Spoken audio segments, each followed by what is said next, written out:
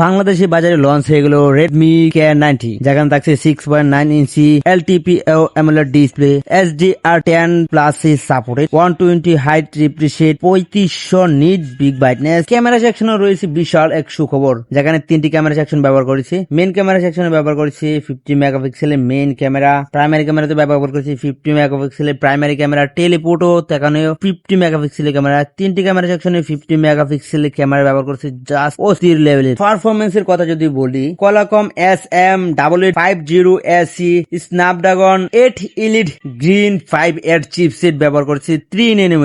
ব্যাটারিতে রয়েছে বিশাল এক খবর, যেটাতে রয়েছে 7560 mAh এর বিগ ব্যাটারি, 100 ওয়াটের একটি কুইক চার্জার আপনারা পাবেন। ওজনটাও কিন্তু অনেক বেশ, যেখানে 218 গ্রাম। বাংলাদেশে আনঅফিসিয়াল মার্কেটে দুটি ভেরিয়েন্টে লঞ্চ হয়েছে।